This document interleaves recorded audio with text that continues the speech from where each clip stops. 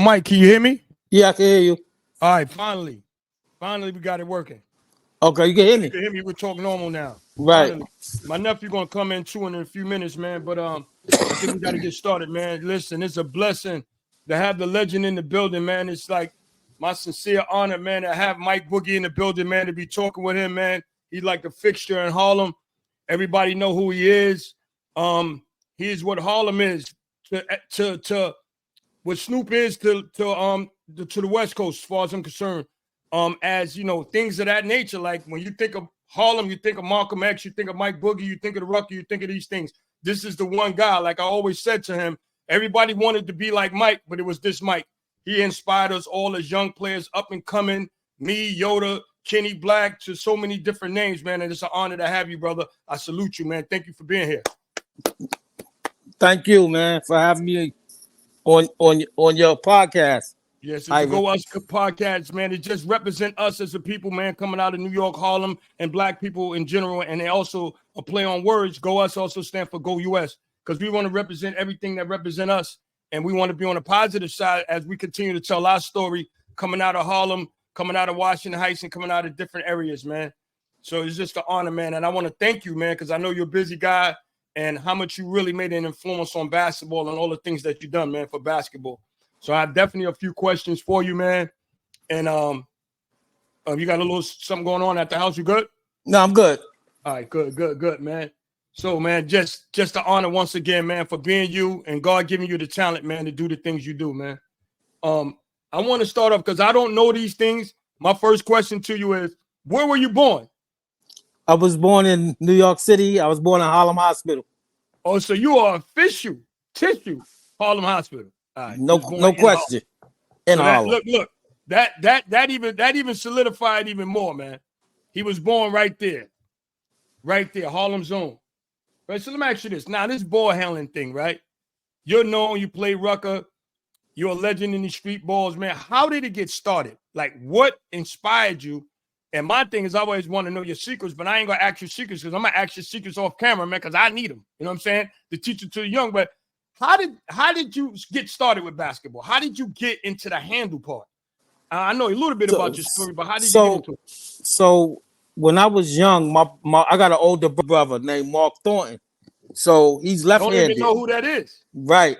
So he used to play with Mike Moses and them back in the days at PAL, 123rd Street. You're talking Sun Devils. Yeah, Sun Devils. But it was before Sun Devils, it was just Phipps PAL. Then they changed the name years like in the 80s. They changed the name. My brother was playing small fry in 75. He went to Puerto Rico with them.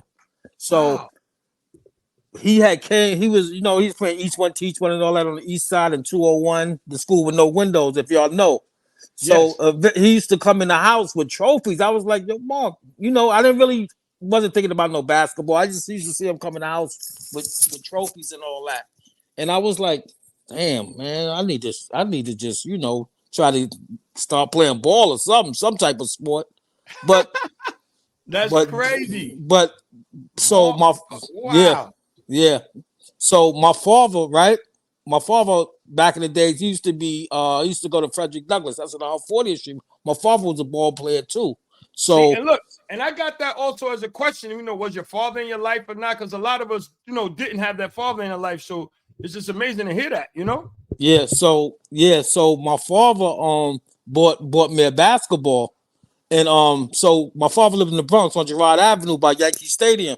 So he bought me the ball. I always had a basketball with me at a young age, just dribbling the ball. We used to walk across 45th Street Bridge. We used to go the other way. We used to go across 55th Street Bridge because you go both ways to Girard Avenue on 58th Street. I always had my ball dribbling it, and I think that's why my handle got so good. I kept a basketball with me. I always kept the ball with me, and that's how I actually got a handle. I would just stand out there, talk with people while we fraternizing on the block, just dribble the ball. Let me ask you this. How often did you dribble the ball? How often did you dribble the ball? Because it had to be something, like they say it takes 1,000 hours to be an expert at anything you do. So you must have completed those 1,000 hours a whole lot faster than anybody. Like what age did you start? Let's start there. I started playing Rucker at the age of 9. Harlem Cone Rucker. See, a lot of people don't know. I played Harlem. Yes. Hold on. So they had they had bitty midgets, juniors, and seniors in Mount Morris. They had 2 courts in Mount Morris Park. I played. I don't want to. Let me go back. I don't want to go. Let me go back. So I started dribbling that good with a tennis ball in my house. A lot of kids don't know. I always try to tell the kids, use a tennis ball. Don't look at it. You're gonna mess up a million times. So let me ask you this: Is it the tennis ball, regular one ball, or is it the tennis ball and the basketball, that apparatus type of, or is it just the ball? Just use the tennis ball. You're gonna mess up a million times. I just throw it, catch it, throw it, switch hands, catch it, go back and forth with it, keep your head up. You're gonna mess up a million times, but you're gonna get it. That's crazy. And let me tell you something. And I know what you're saying is the truth, because I talked to the other guard, the legend, Yoda, Lamar Wright. I'm going to got to do an interview with him. That's my family, childhood friend. And he told me he learned from you, and you told him about the tennis ball and actually work with the tennis ball. And it's so funny because I used to dribble a ball, a Spalding ball every now and again, then I put it down. But I never knew that was the magic. But it got to be a little more magic, Mike, because how did you go to your legs too fast? Like, I think the amount of machine, like the machine dribble that you did go through your legs, how was that possible? I just used to practice on it. That's all. Then I just started getting lower and lower and lower. Then I went down to the one knee thing. You know what I'm saying?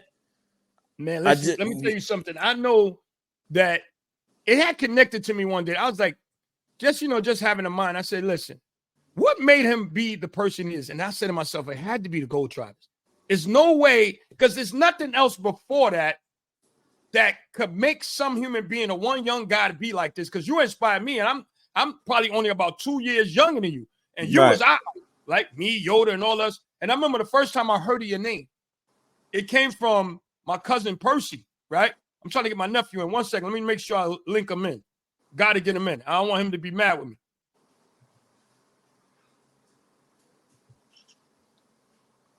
Like, so my first time I was playing in my cousin Percy. You say you don't know him. He went to IS-10. He said, yo, I seen this cat at my school named Mike Boogie. When I say he's ridiculous, he is ridiculous. So I'm like, he balled like that. He said, yo, dog, this dude handle is so ridiculous, you wouldn't believe how ridiculous handle is. So now, at that time, I think the Gauchos was on 135th at one point, right? Yeah, we was down. It was the boys yesterday. They was down in the school 197. Yes. Right. Yes. That's who I was playing with first. The boys yesterday and the Sun Devils at the same time. And the coach Lamont was like, yo, I heard Lamont. I heard who you gonna play for? You gonna play boys yesterday or you gonna play with the Sun Devil? So I quit the boys yesterday and I started playing with the Sun Devils. Wow. And look, this is when I first actually saw you with my own very eyes. So I walk in the gym, I was trying out, I think it was me and Yoda, I would like to say, because Yoda told me to come to the tryout. Because at that time, I grew up in Harlem. I grew up like 129th, 8th Avenue right there in St. Nick. Right. And then I moved up to like 143rd and Hamilton Place right there, where Malcolm and, yeah, that's my family right there. He been knowing me since, I don't know, 7 years old. And then, John Hamm and them dudes. So I went to the tryout with Yoda. And then this is the craziest part. I never forget this. I remember this like everything. So I come in the building, right? We try out. So we made it to the next tryout. So they told us to come back tomorrow. So prior to that, we walking out. So they just heard these whispers. Mike Boogie here, Mike Boogie, Mike Boogie, Mike Boogie. So I'm like, damn, this is the dude my cousin told me about. So then I took my bag, I sat down. So me and Yoda was like, yo, you need to see Mike. So I said, shit, I'm ready. And here's the part that's crazy, because you didn't even walk in the gym. I don't know. You must have been standing somewhere in the vestibule or whatever. You was on your way in. But I had seen Lloyd Daniels. I had seen the guy Lloyd Daniels and everybody that was on that team. So then I'm saying, and you walk in. This is the part that shocked me. You weren't that big. You understand what I'm saying? So I'm like, that's Mike Boogie. So I'm like, damn, he like outsides or maybe a little taller. So I was like, and this is the first thing you did. This guy was like, wow, this guy's different. So they was running a layup line. You got on a layup line and bounced it in. I was like, wow. You feel me? Because people ran it up like this. And I just bounced it off one bounce, right. So then I'm sitting there like, first of all, how you bounce it in? on the layup line. You bounce the shit in, don't clack, and hit off the board. So I'm saying to myself, like, yeah, this dude is different already. This is different already. So now you got a bunch of cats on the side trying out, right? So you bring it up. They take it out. They give it to you. Some dude, I guess his goal was to make the team. He didn't make the team. Look, it probably was only like 2 spots anyway. It probably was 100, look, 150 if people. you make that team, you had to listen. You had, like you said, you had to have a name too. Yo, dog, you hit the dude with the dribble so quick and threw it around him. But you didn't throw it around him this way. You threw it around him, the whole body of him. That's where I got it from, right? You threw around his complete body. That's when I was like, damn. And we stayed the whole practice. And then, most of the practice, then they got us out of it because it's like, I guess they wanted to do what they wanted to do. And it was a traveling team. Right. You feel me? Right. So from that moment, I was like, yo, because it had gave me inspiration. It allowed me to see what is possible. And I think that was the beginning of like, yo, what is a handle? I would say up until that point, I thought I knew. But I seen you do something with the ball that made it where it's another level. You feel me? Ball handling is something else. It ain't. That's ball handling. That's something else. Sometime I amaze myself with things I could do with the basketball, man. Like I just try things, and see if it's gonna work. See, I thought when I think of you, right? I think about the stress of Black people. I think of everything that we went through from the 70s to the 80s. And God put you here for a reason. And it's to entertain. Because just think about it. We're stuck in an area, whatever square footage Manhattan is and how big Harlem is. You entertained all of us. You understand how the magnitude of that is? To me, as a kid, that God blessed you and put something so special in you that it would inspire all of the people that would be considered at a disadvantage. And I think because of people like you, we never really struggled or never really felt that our situation was that bad because we had guys like you that could entertain us. And I went to high school with your brother Chip, and he's an entertainer as well. And it's just the fact that, who you are and what you are to us is deep and it is so deep, bro. And that's why I'm glad every chance somebody bring up your name to give you your flowers, man. To me, it's well deserved. It's well deserved. And at what point did you realize you were special? I think when I was like 13. I think I knew my handle was like real good. Like I'm different, Yeah.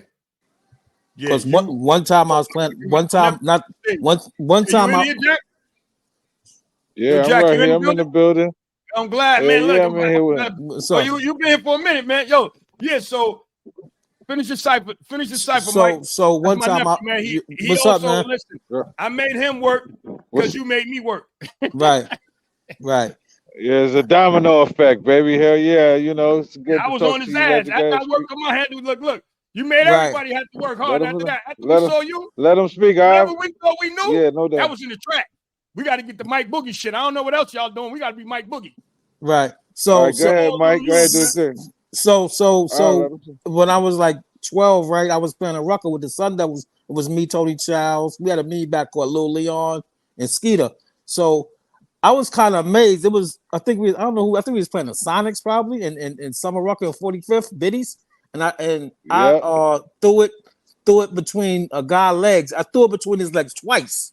And I was like amazed. Like, how you throw it between a guy, I'm on his side, and I just hit him bang, bang, bang, bang 2 times. I'm like, and came back out. Like, I'm like, wow, I did that. Like, that part. Wow. Gave him a bar. Yo, Jack, I'm so happy you in the building. It's crazy. So let me ask you this: the Mike Boogie name, where did it come from? Because I never heard. You was Mike Boogie from. That's all I ever heard. Mike Boogie. Where did the name come from? Actually, I thought Duke had named me that, but I think somebody else named me that. I don't remember. I know I had that name at a young age. I can't remember that. That's the first thing my cousin said. Yo, this is kid named Mike Boogie. XYZ. So how many Right. other AKAs you had? I know Mike Shake a Leg. I remember that. Lil Mike, Shake and Bake. That's about it.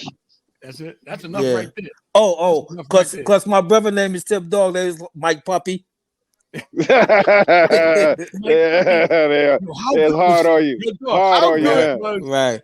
how good was Tip Dog, man? Like My I brother came in was as a freshman, you know, to right. Manhattan Center. So now I'm like, because that's the first time, I'll be honest with you, playing with Yeah, your love- brother and playing with actually Yoda, your brother. When I first playing with Yoda was already like, damn, this dude is serious. But when I Right. saw your brother, you know, ever see somebody that's so much better than you, and you can't figure nothing out because there's nothing to try. Yo, your Right. brother was so good. When I come as a freshman, him, Al, I was like, damn, because I was like, I supposed to have been like sliced cheese coming out of Washington Heights, you know? Right. You Right. know, me and Yoda, we dropping numbers. And I saw your brother. Matter of fact, they went and got your brother on us. To be honest, I think it was the old man Bob. I think his name was. You know, we thought we was, hot stuff. So Right. he brought Tip. This is the first time I really saw Tip. I saw him prior to before going to Manhattan Center. So we was young kids. You know, we couldn't guard no Tip for sure. Ain't nobody could guard Tip anyway. So the first time we saw him, we was at Big Apple games. He brought Stick up there, and maybe Tim White and your brother and a few other. And man, that's when the first time I see somebody drop the ball, bounce the ball, and do that. Tip did that. You feel me? And we was like, what the fuck? What's that? You feel me? So, and then that's the first time, because your brother always had it where he could just turn his body and leave it. Right. And Stick was just ridiculous. Like, Stick is my favorite all-time player because I played with him a lot. And that's my brother. Rest in peace. I miss him so dearly. I can't even think about it. It'll make me cry, so I don't want to talk much about it. But that was my favorite guy because when I played with him, I threw him ups and oops and all that. And man, Stick. That's why I'm like, what was in the water? Think about that area. It had Jew, Shamgard, Stick Ice, Ali Mo. All of y'all is in a small radius, and everybody is. That's why I say to people, like, it's amazing. It's amazing. You had that much talent, and we was that much ahead of the game, you know? Right. Right. So I have one more question. I got another question for you. Like, when it comes to Tip, man, how do you view him? How do you view your brother Tip as a ball player? My brother game is crazy. We got different games. You know what I'm saying? That's the part that's crazy. But I'm gonna tell you something. A lot of people don't know. My brother was nice in baseball. Oh wow. That was like me. I played baseball first too. Tip was playing baseball first. He used to play up there in Francigel in the Bronx. He played with the team called the Bronx Graves. My brother was a first baseman.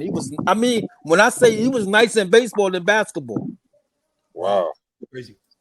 Yeah. That's crazy. Yeah. A lot of people don't know that. He started playing basketball because of me. Really? Yeah. He wasn't playing basketball, he's playing baseball. Wow. That's big. Now that's a story. That's a lot of people, you can ask him. Yep. How did he get his handle if he started playing because of you? Watch his it. handle is crazy and different. Like, what we got different handles. Tip will run at you and go on you. I stop and break you down. Tip will run at you and do some other stuff, you know? Look, we played boys and girls one time at Manhattan Center. Scrimmage game, right? Or they was on a schedule some kind of way. When I say Tip shook their whole team, they was in the press. Tip shook their whole team. And check out what one of the coaches said. Shit, this handle better than Pearl. Yo, Tip did some spin around shit on them dudes. It's like he one of them Tip moves where he spun this way, spun that way, go behind and spun, and everybody went that way. He was by himself, and then your brother got that look like, yeah, y'all all cool. And them motherfuckers, back then Brooklyn thought they was like, yeah. They didn't even expect to get shook that much. They was like, oh, this motherfucker here, Right. I think we pulled it out on it because back then it was tough, man. Brooklyn was tough. This is a question I've always wanted to ask you. How do you feel about the and one stuff? Because right now I'll stick it shit up. I think I think me and my brother really started that shit up, man. No, but that's my point. Right. Like, you know what I'm saying? Right. I was doing that shit ahead of my time, man. You know? Yeah. And see, then Yeah. and like back in those days, it was like regulation though. You know what I'm Right, saying? Like right. they was y'all doing it in a mix of the whole real game. You know what I Yeah, mean? And right, hitting right, cats No with stuff. illegal dribbles You know either. what I'm No saying? illegal Nah, dribbles. nah. It was right. all just like They ball handle. really real work. You know what I mean? And then once they did that, it's like it kind of watered it down. But Mm-hmm. you know, but you only used to see that in the city. You know what I'm saying? You had to come Yeah, home to see that type of work. You know what I right, mean? And especially uptown, because mm, it was a different type of bop to it. You know what I'm right, saying? right. Right. So You know what's so funny it's so about like that? so I'm they sorry, Jack. start Go ahead. watering it down. They start Mm, watering it down, throwing it up, doing all this. You know what I mean? right, We right. was Yeah, doing that's it in just a stuff. and Go ahead. I'm sorry. no, I'm just saying we used to do it in the mix of everything, and then the big man catch it, he bang it. It's like everybody wanted the ball to do their thing. Like, you know, that's what the whole it was back in the days. That's how I viewed it back in the days. That's what made me love it. Like, Right, you know. right. You know about the authentic. Look, I stick a kid up now today, and what bothers me is he'll say and one when I hit him, I say, nah, this is Rucker. Don't associate him. I'm too old to be and one. I'm 10, 15 years before and one did anything. Right. So I'll let him know that. So let me let you see a video, Mike. Tell me what you think about this. Is people talking about you? Just to let you know, just to continue, you know, the legacy and what you're about, man. Tell me how you feel about this video. Oh yeah, Yeah, legend, playing definitely. ball, and this one that initiated me as a ball player You can because hear I it? thought I was this shit. Yeah, we hear it. I met a nigga named Mike Boogie, and he from Harlem, and he shook the shit out of me. Shout out to Mike Boogie. You know Mike? Yeah, of course. Yeah. So Mike, I'm thinking, you know what I'm saying? Big, I'm thinking like this. I'm Boston, we New York. This is it. Yeah. And I'm moving and shit, and I'm like, damn, I'm on skates. And then I'm like, okay, My this is man really Mike my Biv. ball. Yep. So a Yeah. nigga I like was in. me, I'm thinking I'm I got the nice, picture and with I all was of them. nice. And when you Oh do this, what? shit, Yeah, you I know got the what this is picture. in ball? Mike Biv, They Bobby call that Brown, open it all of them. up. Right. I was Told teaching him them how to dribble, all open of it them up, in the and I'm classroom. yap. And I tossed it to a big nigga, and he boofed it backwards. And I got this sanction from Mike. He said, "Damn, little nigga, you got me back." So Mike Boogie Mike was Biv was my nice. Mike Biv Yeah, he had a had a little. nice little initiation, game. I seen him a celebrity few Right, dream times up at City initiation, right, College and trying to then do we some things. took it right, to Todd Bridges, Full right. Force, Yeah. and now that shit is at the celebrity game on Friday night at the All-Star. New edition ushered in the celebrity basketball game. Yeah, that game We was created crazy that though. It shit. was nice, So man. Dope. We played in 201. They jumped out the limo. Oh what? Yeah. Tell me Yeah. about this, man. Tell me about this story here. So it was each one teach one. It was me, Tony Welly, Big James. He used to play with the Gauchos with the curly hair. I don't know if from Saint Nick Projects. But Yeah. it was a nice game. But after the game, they me and Mike Bivers' name was on the radio, 98.7. Yeah. But they had me, they took me, Bobby Brown, all of them, they took me in the classroom. You know, it was in the school. They're like, yo, how you do that? I was showing them how to dribble. I got the autograph for one of my friends and all that. It was nice, man. Oh, Yeah, it that's was dope. cool. That's dope. Right. Yeah, man. That was like 1982, I think. Wow. Right. Yeah. Look, I I'm gonna got I'm gonna put something else up, Go- and just tell me what you feel about this guy's statement right here. I agree. Right. You look at this team right here, right? You see this team right here? yeah. Chris Brooks. This is what's his name again? Dwayne Ivory, the tall Dwayne one. Ivory. This is Greg Poindexter, right? Yeah, him and Chris. Those my boys. What was his name again? Greg who? Kenyatta. Yada. Next to Yada. right here. Yeah, That's right here, Yada. number 10. That's Yada. He was That's nice. Yada. Now, Yeah. the guy in the front with you, what's his name? That's Boo Harvey. No, Boo is right here. That's Darryl Wright. Used to go to Providence. All right. And this is you, and that's Tip Dog. Right. Yes. Famous picture right there, baby. Right. Famous picture right there. Now here's the video also. Check out what this guy says. This right here is arguably the best AAU team assembled ever. Y'all hearing it first. The legendary Gauchos. That's right. Man, during the mid-'80s, they ran everything. Just imagine having Lloyd Daniels, Ross Strickland, Boo Harvey on one team. Chris Brooks, rest in peace. Jonathan Duck, rest in peace. Eric Brown, Al McCullum, Dwayne Ivory, Tip Dog. Man, the list goes on. Just remember, y'all heard it here first. NYC basketball history. Subscribe to the channel because we are the official home for New York City basketball. Peace. Yes, man. You That remember was a- that team too? That Honorable Bernard. He ain't Yeah. mentioned the great Honorable Bernard. Honorable Right. Bernard, Gotta mention my man. That's one of my backcourt partners with the shows. Right. he was a A-Train. monster too, Yeah. man. He was A-Train. A-Train. A-Train Yeah, I was a used to, monster. yeah, man. So let me ask you this: what players you admire today, as far as everything like ball handling? Because how do you? Two questions in one. How do you feel about the players today, and how do you feel about the shoot first point guard? Because I know you're a pass first point guard. Right. I would like to hear your assessment of that. So if you're a point guard, assist is just like a bucket. That's what I try to tell the kids today. You know, I know when I was in JUCO, I was after like 15 assists, you know. But I was leading the Texas Talk about Eastern JUCO Conference. too, man, about that- We're that gonna JUCO we're gonna get back to that. But point I'd rather pass the ball than shoot, like you said. You know what I'm saying? That was the role. That's what it was told us, to get the team, control the team, get the Right. guys involved. Right. But I think now that because they want to sell tickets, everybody want to be a scorer now. You know, Everybody want to shoot threes. How about that one? that's the Like worst. Steph. That's the worst. That's the worst. That's the worst case scenario. To be honest And with you. that's what they want to do now. That's what I see. Let me Kids ask you doing. something. Any regrets? Any decisions you think you could have done differently within your career? If you give us a synopsis of your career, how it went from the beginning to end, and how did it end up? And I want to show you something I think will be paramount to what made a difference in almost everything that happens. That happened within that time. Once I did my own research. But go ahead, if you could tell us from your career, like what happened, what high school you went to junior college. I know you went to CW Post, and how did that turn out? And any regrets or any things that you made, few turns you would have made, or few decisions you would have switched, and you probably think probably would, because nobody knows. But life someone don't mention. Right. So I'm gonna tell you a couple of schools that I went to. So I was going to Martin Luther King. I was a freshman playing varsity. I remember that. I was a freshman playing varsity with Kenny Hutch and all them, right? Yeah, I only played, a lot of people don't know, I only played in one scrimmage game at Kennedy.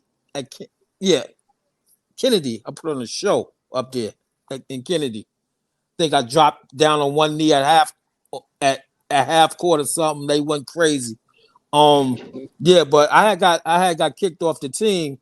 And then the 9th grade, I was going to like West Side High. I was going to a lot of. Remember that? That's like an alternative. Yeah, I was going to a lot of alternative schools. First, they had one on 134th Street, 175. Went to 175. I tried that. That didn't work out. Then I went to West Side High. That didn't work out. I wasn't going to school for a while, Then my brother was already down in Texas, JUCO, MT Nut, Master Rob, and all of them. So. No, I skipped a whole lot of stuff. Yeah. High school. So it was this coach from Julia Richmond named Nick Murphy. Yes. So it was me. He wanted some kids to go down there. He was like my social studies teacher. He was like my actually he's like my guardian, my stepdad, because we was living with him. He took us to West Palm Beach. I enrolled in Santa Lucia's Community High School. And he was the assistant coach at Palm Beach Junior College. If y'all don't know, that's where Ronald Mathias, Terminator, went at. Oh yeah. He took all of us went down to Palm Beach. Let me ask you, did Stick play with you in high school? Yeah, well, Stick, I'm gonna get there. So cool. we all got down to Florida. It was me, Stick, Stick, and Tony Drew. A lot of people don't know. They call him June Ice from 40th. June Ice was Tony nice. Drew. So I remember Tony Drew, like he was unbelievable. Tony Drew was nice. We did a lot of time and a lot of incarceration. Rest in peace, June Ice. Yes. Tony Drew. So we was on our way down there. Tone got sent home because he got into an argument, and they sent him back, So he didn't make it all the way down. And Stick, you know, he had I guess he was using the phone too much and he ran the phone bill up. Then he had got sent home, and I'm the only one that, like, you know, stuck it out, you know. Right. Young kids, young guys Yeah, trying yeah, to find a right, basketball dream. Y'all couldn't have been no more than 17 or something. Huh? right. Yeah, we was like 17. Yeah, That's hard and living, man. You yeah, think about young guys leaving and trying to become men without no real, you know. And then we didn't know about all the academic stuff that pretty much put us at a disadvantage, you know. right, Go ahead. right. Then So the living situations. Go ahead. yeah, so I lived with the coach, and he was my social studies teacher. But everything worked out there for me because, you know, you only could be a certain age back then to play high school. I only had 1 year eligibility, so I was in Wow. 11th grade. So after that, I left. I think I came home. Then I went down to Lombard. I went prep. Wow. A lot of people don't know I went to Lombard. Me and Rudy Myers. If y'all know who Wow. Rudy Rudy Meyer, Myers, high jumping Rudy. yeah, from 39th. Me and him, I went down to prep school. Another one from right over in that Yeah, neighborhood. he was already down there, you know. So I did that for a while, but then my mom, guess who was the coach? You never guess. Gil Reynolds. Who? Gil Reynolds from Brooklyn. Oh, Gil Reynolds, yes.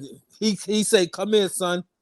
He was the one that was smacking players back in the days. Yeah. Y'all gotta check. God bless the dead. Rest in peace, Gil Reynolds. He Yes, told me. He told me. He said, "Come here, son. None of that dribbling. Go sit on the end of the bench and think about it." He was basic. He was very therapeutic. If y'all know who Gil Reynolds is from the Vanguard Oilers in Brooklyn, yes, if you I don't know know, exactly who. ask somebody. He didn't play. Yeah, you know what's so crazy when you really think about, and I hate to get into the race thing, but when you really truly think about our lives and our futures was in hands of men that we don't really even know, like, what their real values were. You feel me? Like, because I remember when I go back and I think about Stan Dinner and I put myself in that 14-year-old body, I wouldn't have played for him. No disrespect to him or for it. You feel me? Right. Because at the end of the day, their lifestyles really couldn't help me if they really wanted to, right? Like the type of individual they were, they probably, you know, they basically did some good things, but then they also had sides of them that probably that really couldn't help young men like us. We needed some people that will understand our travel a lot better. Because I think a lot of those coaches back then, when you look at the black athlete, they just be like, how can we use this athlete? That's it. And if we can't use him, do we really even need him around? And I think that's why you can send Stick home and send Tony Drew home, because you saw him as just an athlete and not a person. That's it. And I think that I wouldn't put myself, if I had any control, in the hands of men that only see me that way and they don't see me in totality of a human being. Like, get the F out of here. You're just a basketball player. It's plenty of you guys. You know what I'm saying? It's your dime a dozen. So you from New York, I could send you home. And we needed better than that, because we had built our skill up so high and we compromised school in the process. When it came back to school, that's what kept us off the court. For me, I was lucky enough to play. But at some point, if a coach don't like me in some kind of way, he had the right to control my life. So I think when they took basketball from guys like you, Stick, and you couldn't do what you love, you was like a fish out of water. Now everything else becomes an attraction. Women, school, you know, hanging out, kicking it, drinking, whatever. Because it was no real resources outside of basketball, because we hadn't invested so much time in basketball. That's all we really knew. That was our first love. That's it. Right. The video I'm about to show you, you know, Prop 48, Prop 42, all of these things made it where you can't just go straight and play college. You feel me? Right. You had to pass that test. Here we go. Right. Here we go right here. The NCAA institutes Proposition 48, a pivotal regulation mandating minimum high school grades and scores on standardized college entrance exams for student athletes to participate in sports as freshmen. Proposition 48's introduction reveals a stark disparity, particularly affecting black male athletes. NCAA statistics show that only about half of these athletes would have qualified under the new rules. This revelation ignites a strong response from historically black colleges and athletes themselves. The opposition, led by figures like Grambling State President Joseph Johnson, emphasizes the discriminatory nature of the regulation. The protest reaches a crescendo when Georgetown basketball coach John Thompson makes a powerful statement by walking off the court before a game in 1987. Since its adoption, Proposition 48 has undergone modifications, but it continues to influence NCAA sports. How has this regulation shaped the academic and athletic balance in college sports? And what lessons can be learned about ensuring fair opportunities for all student athletes? Share your thoughts below. So now, what this video is basically talking about is Prop 48 and how, because they created this test, which you already know about, you would have to pass the test in order to play college basketball. And when you think about that test right now, and you think about how you got Hollywood elites that cheated and paid to get their kids to take that test. So it's nothing in the fabric of who we are to be able to pass that test.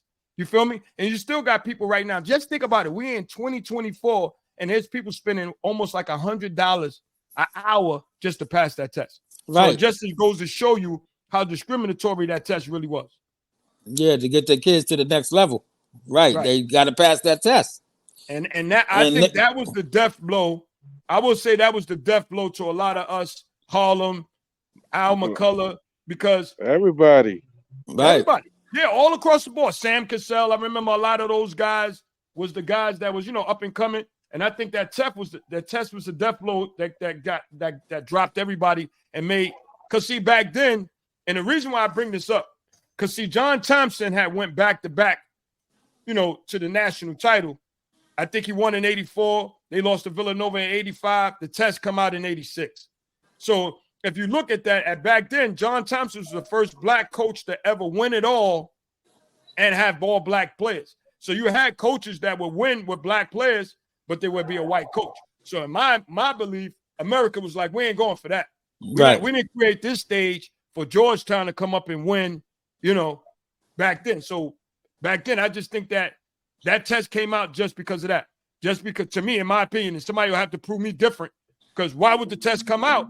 Because John Thompson went back to back, and he had figured out that the kids could take certain classes and then be eligible to play. So in 86, they was like, nah, we're going to stop this. Because he had went, I think they went the year before that, like 82, they lost to like North Carolina or somebody.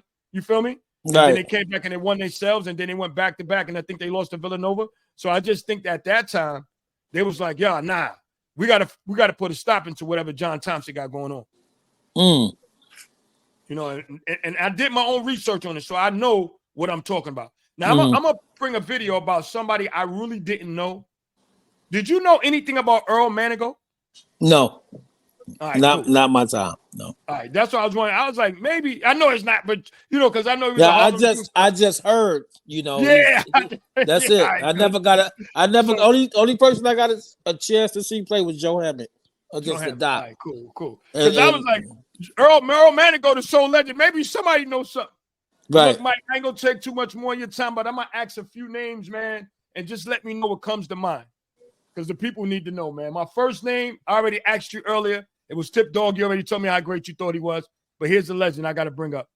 Pookie Wilson. Give me what your first thoughts. That's my favorite street ball player.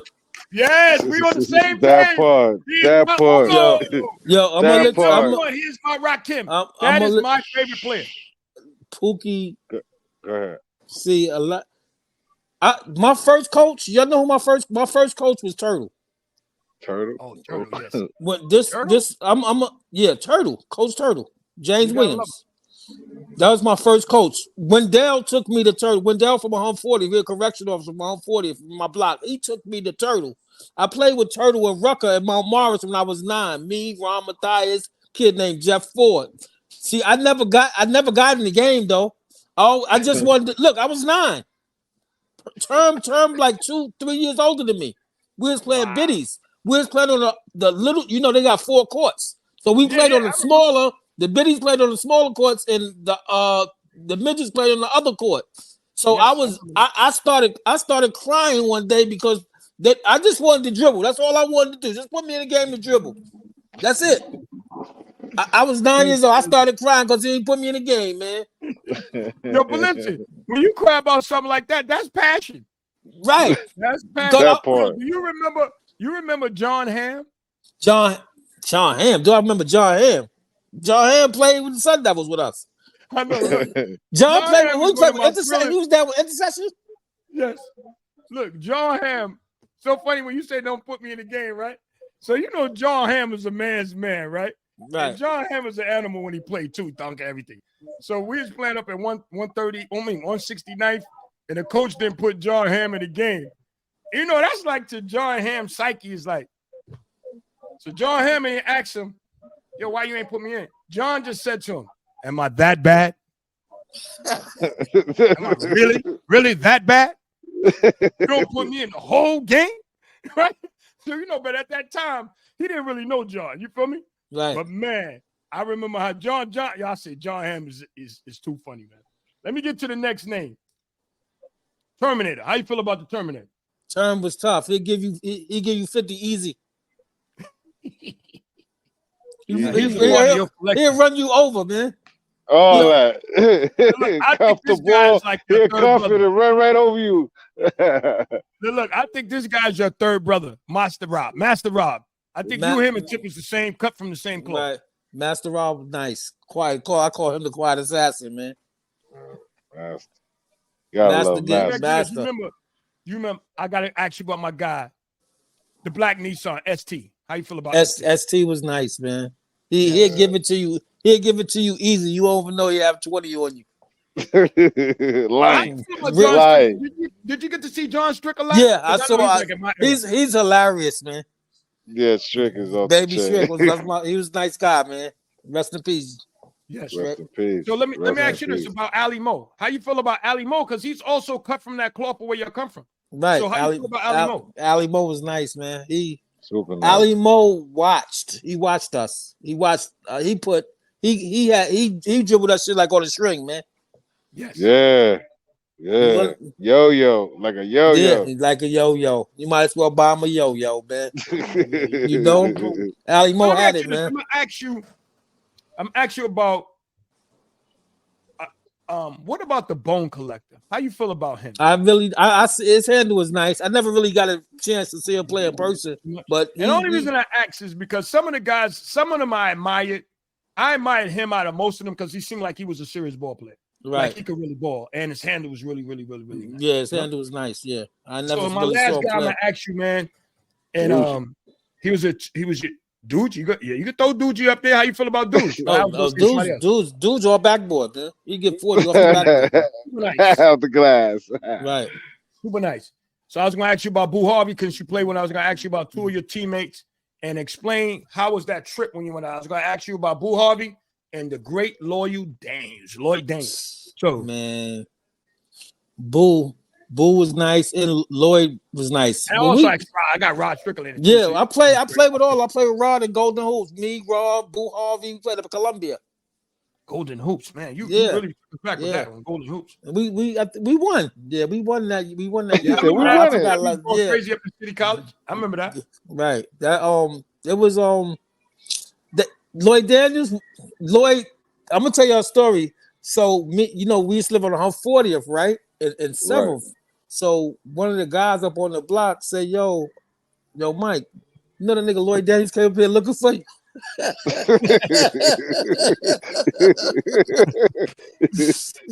Yo, this had to be like in what? It's 2024. This had to be like maybe 2016 or something. We wasn't living there no more. Yeah, niggas like, yo, Mike, nigga Lloyd Daniels came up here looking for y'all, man. Niggas still knew where I lived at, right on 40th and 7th, man. Word. Yeah, man, in New York, they keep their apartment forever, man. Right. They keep their apartment forever, man. But somebody know where you at. Yeah, I ran into him, though, like 1 year in 55th, though. Yeah, my man. Yeah, man, he was so much, but he was another one that was amazing. When I told you at the beginning of that story, when the first time I saw you, right? I thought he was unbelievable the way he was shooting and how tall he was. I was like, God damn, how tall is that kid? That dude was like 6'8" back then, huh? Yeah. On that team with y'all. Where was that traveling team going anyway? Y'all was going. I think we went to Vegas. Yeah, I remember that. I was like, I think we played against matter of fact, we played against Dennis Johnson. No, that was it. Was that No, that's what I went with the Sun Devils of Phoenix. When we went to Las Vegas, Lloyd Daniels did a dunk contest against Rex Chapman. Wow. Rex, man. Yeah, Rex Chapman back then, right? So let me ask you this. They say Kyrie. I think people get mad at me, like the young people, when they be like, Who If got you saw a guy handle better than who got the best handle in the NBA? Yeah, look, they get mad. Look, I'm gonna drop a video right quick and then Kyrie. Yeah, look. Here we go. So I heard Steve Nash was asked recently comparing Kyrie to you. Mm-hmm. And I think he was saying that Kyrie has a more complete handle package. Right. Is that something you agree with? Hell yeah. He got the best. Right, he the best. Kyrie has the best. He's the best. What do you mean by more complete? I'm gonna tell you. Y'all can hear me? Speak on it. And then we hear you. Kyrie will come at you, play with you, go somewhere else, come back at you again, then come back out. That's what Iverson was just saying. Oh, okay. Watch. What I like, and Steph handle is crazy, but Steph and Kyrie jumper is wet too. But Steph, his jumper get him over a lot because he hit you with the hands so up. afraid of the jumper. Exactly. Yeah. And then he cross half court, he can let it go. So you think Kyrie has the best handles ever? Ever. Wow. Ever. Who you think? I'm saying like yeah, with because you me, have, with in me, the words of Shaq, you have me, G14 class. Okay, I heard Rod Strickland on All the Smoke. And I love Rod Strickland too. He said basically he just go. Basically. Any direction. He just go. Kyrie will have you beat and then bring it back and play with it. Like he toy with people. There you go. You know what I mean? Like he can still just go. Right. You know what I mean? But if he he fuck feel with like you. playing with you. And look, let me tell you something. So some of the kids, when I tell kids I know a guy with a handle better than Kyrie, they almost be like, and the reason I say that, they don't understand. I'm saying that for this reason. Because even Kyrie dad seen you before. Right. So I know if he saw you before, he had to understand how much handle his son gonna need. You feel me? Right. Because you already set the tone for what a handle gonna look like. So to me, most kids don't believe that I seen somebody with a handle I still deem better than Kyrie's, because Kyrie handle is crazy. But here's the difference between the handle that guys had back in the days. You would break the press by yourself. And I'm not saying Kyrie can't do that. And I was freezing the ball for like a half a quarter. Like, sir, I throw the ball to you, go back and get it. Have guys chasing me around the court, trying to get the ball. You know what I'm saying? They couldn't never get it. I get too low with it. Yeah, that's real handle. Yeah, listen, I remember my nephew right here that's in here with us. I remember when he got on his knee, man, we was laughing, man. That was so funny because we didn't know when he was going to pull it out. He represented you one time so early. Oh, yeah, I told him about you. Oh, yeah, I did that in the Von Drew tournament. I was like, what? Oh, man, that's like one of my best friends, man. Yeah, man, I caught him up in there. I came in there. My cousin first brought me down. I was playing with Norm, Big Norm. Oh yeah, my man Norm Storman. Right. Yeah. So I went and played, and they let me come in, and they gave me the ball. I'm like, boom. So me and my man was playing. I forgot his name, but we was playing against these two other little kids, and then he threw me the ball. I started rocking like bah, bah, bah. Then I got on one knee and I started hitting with one knee. And then he tried to come get me. I threw it behind my back. Boom, while I was still on the one knee, and then I threw it back behind my back while I was still on one knee, and I spent on him. And then I threw it to my other man. He started doing the cabbage patch on him. We were still wow. Because look, he was inside of. Matter of fact, he was in Mark 125 because you did all that. Remember they were showing that video for Mad Weeks? Oh, wow. Yeah, no, they played it for months. Off of videos like my nephew them did. They took the videos. Everybody. Yeah, tell them how they started the N1. They basically was in Mark 125, and then they took the videos because people posted. They start taking the video and go from there. And they start stealing people moves from there. Right. It was mostly it was a Harlem thing. Y'all created that, so we were just paying homage to the it was just like a Harlem thing. You had to come here to see that, man. Right. Everybody didn't know that, so it was just kind of paying homage to all that, what we grew up seeing. You know what I mean? Right. Thank you.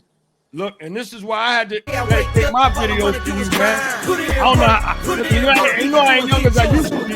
Right.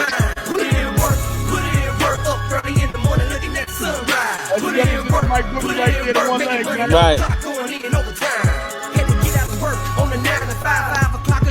I'm just trying to survive. Gotta do what it takes to put some food on my plate. Trying to do it legit. That little part right there was hard. I'm just trying to come out. My mama, truck. And my kids, whatever. Going now, I never. Got my lady with me. We gon' do it together. Going from 0 to 100. I ain't trying to settle. Making something from nothing. Got my foot on the pedal. I gotta go and get it to take it to another level. I'm crazy, like I'm trying to win a medal. Running out. I got the ball at the chip forward in May. I had to cross, stepping over those in the way. Stepping in jaws, got some paper that I gotta chase. So screw 'em all. That was like 5 years ago, yo.